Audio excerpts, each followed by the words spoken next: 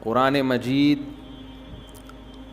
دو چیزیں بہت زیادہ بیان کرتا ہے اور انسان کو حوصلہ انہی دو چیزوں سے ملتا ہے. اپنا ایمان مضبوط کریں جنت پر بھی اور جہنم پر بھی.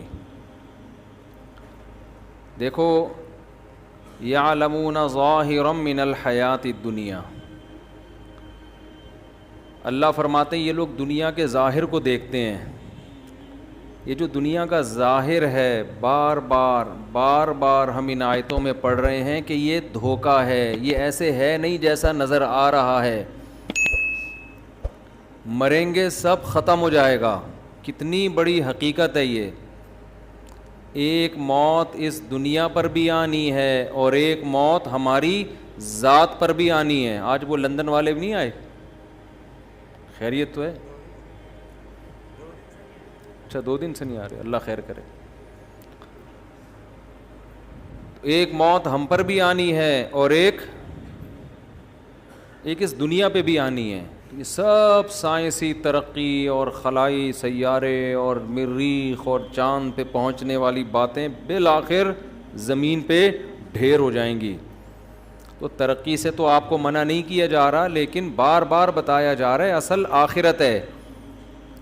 انسان مرنے کے بعد مر کے ختم نہیں ہوتا، بہت بڑی زندگی اس کے بعد شروع ہوتی ہے، جنت کی صورت میں یا جہنم کی صورت میں. ہم نے فرعون کا واقعہ بھی پڑھا، ہم نے قارون کا واقعہ بھی پڑھا، ہم نے موسیٰ علیہ السلام کا واقعہ بھی پڑھا، کیسے اللہ نے فرعون کو آگ میں داخل کیا ہے. اب آپ مجھے ایک بات بتاؤ، جن لوگوں کا آخرت پہ یقین نہیں ہے ان کی نظر میں فرعون لاکھوں بچوں کا قتل کر کے بھی اس کو کوئی نقصان نہیں ہوا. زیادہ زیادہ سمندر میں پانی میں غرق ہو گیا، وہ تو نہیں بھی ہوا ہوتا تو اب تک تو ویسے ہی مر چکا ہوتا.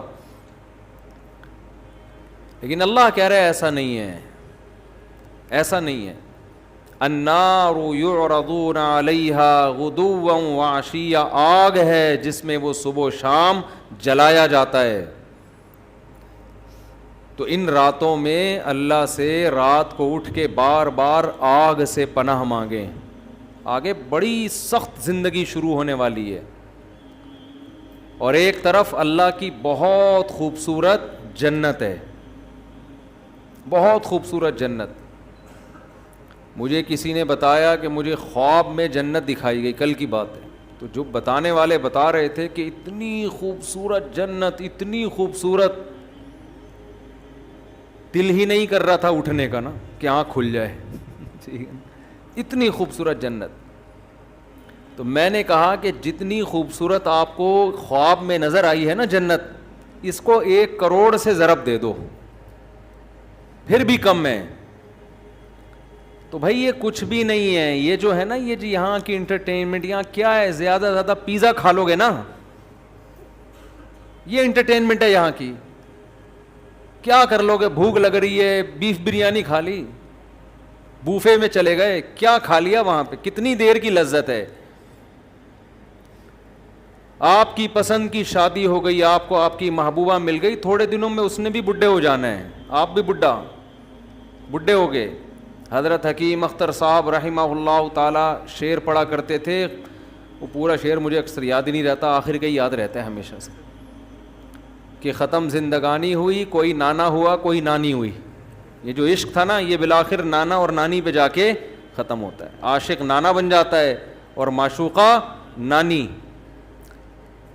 تبھی تو صحابہ کرام اس جنت کے پیچھے دوڑے ہیں. غزوہ احد میں صحابی گھمسان کی جنگ ہے، کھجور کھا رہے ہیں. پھر کہنے لگے یہ کھجور ختم ہونے کا زمانہ تو بہت طویل ہے اور جنت میرے بالکل سامنے، اتنا صبر نہیں ہوتا مجھ سے. وَكَأَيٍّ مِّن نَّبِيٍّ قَاتَلَ مَعَهُ رِبِّيُّونَ كَثِيرٌ، قرآن کہہ رہا ہے کتنے ہی پیغمبروں کے ساتھ اللہ والوں نے مل کے جنگیں لڑی ہیں، حالانکہ یہ کمزور تھے، کم تھے، لیکن اس بیس پہ لڑی ہیں شہادت ملے گی اور اللہ ہمیں جنت میں داخل کرے گا. اور پھر اللہ نے ان کو فتوحات دی ہیں. تو بھائی اس جنت کے لیے کچھ لالچ پیدا کرو اپنے جسم کے اندر، اپنی باڈی کے اندر، دل میں لالچ پیدا کرو. اگر آپ کو جنت کا شوق نہیں ہے، خوب سمجھ لو، پھر اللہ کو بھی آپ کو جنت دینے کا بالکل بھی شوق نہیں ہے. ہمارے حضرت ایک بات فرمایا کرتے تھے کہ یہ جو لوگ کہتے ہیں نا کہ اللہ کو ہم سے بہت محبت ہے، فرمایا اتنی ہی ہے جتنی آپ کو ہے اللہ سے. ہاں آپ کم کریں گے اللہ زیادہ کر دے گا، لیکن اگر آپ کو نہیں ہے تو اس خوش فہمی میں نہ رہیں کہ اللہ کو پھر آپ سے محبت ہے، وہ مستغنی ہے. تو آپ کے دل میں اگر جنت کی لالچ نہیں ہے، شوق نہیں ہے، تو پھر اللہ کو بھی آپ کو جنت دینے کا کوئی شوق نہیں ہے. تو اللہ نے یہ حسین جنت جس کا بار بار آج بھی تذکرہ آیا، کتنی جگہ قرآن میں، یدخلہم جنات تجری من تحتی، یہ تو آپ لوگ کو عربی نہیں آتی پھر بھی سمجھ میں آتا ہوگا نا، تجری من تحتھا الانہار، تجری من تحتھا الانہار، تجری من تحتھا الانہار، کتنی دفعہ یہ آیات آتی ہیں.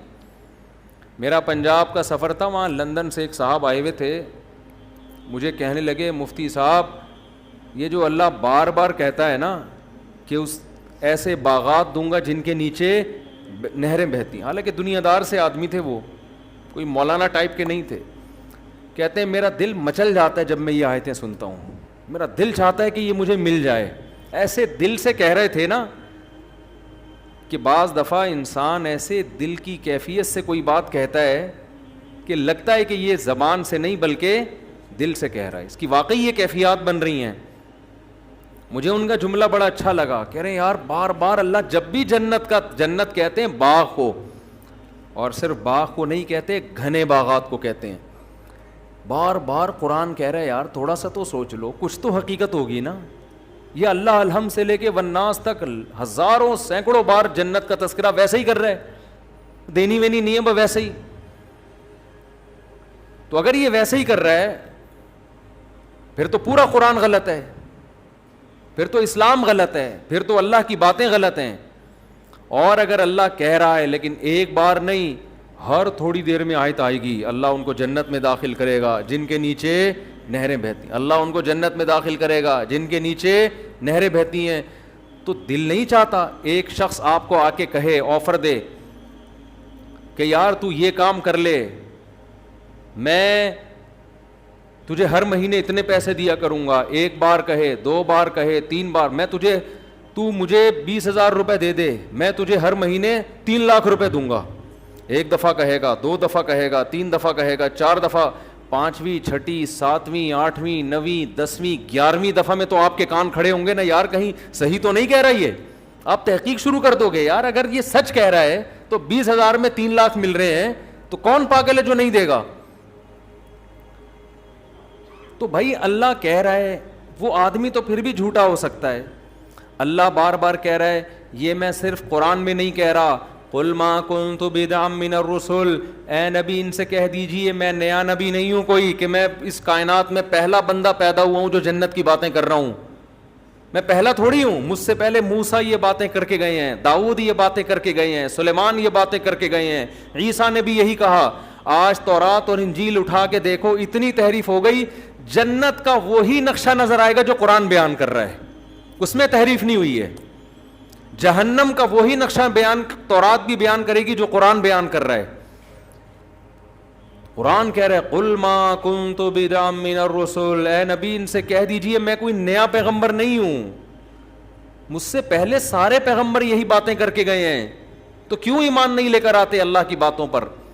آپ کہو گے کہ اللہ تو دکھا کیوں نہیں دیتا ایک دفعہ ہمیں. بہت مشکل ہے بات سمجھانا میرے بھائی. آپ کے دل میں یہ بات آ رہی ہوگی اللہ ذرا سی جھلک دکھا دے. چلو میں آپ سے کہتا ہوں تھوڑی دیر کے لیے فرض کر لو اللہ ذرا سا جنت سے پردہ ہٹا دے، اللہ بتا دے کہ یہ الفلاحیہ مسجد کے گیٹ ہے نا، اس کے پیچھے میں نے تھوڑی دیر کے لیے جنت سجا دی ہے، ذرا جھانک کے دیکھ لو. اور ہم نے جھانک کے دیکھا تو ہمیں کیا نظر آیا؟ ہمیں ایک عظیم دنیا نظر آئی. تھوڑی دیر کے لیے فرض کر لیں ہم دیکھ لیں تو ہمارا ہوگا کیا پھر ہم پھر بھی اسی طرح ڈھیلے رہیں گے ہم جیسے اب ہیں؟ تھوڑی دیر کے لیے فرض کر لیں کہ ایک شخص کہتا ہے میں نے ایک ایسا باغ بنایا ہے. لوگ تفریح پہ جاتے ہیں نا، چترال جاتے ہیں تفریح کے لیے، اور وہ کیا ہے چترال میں جو ہائٹ کی جگہ ہے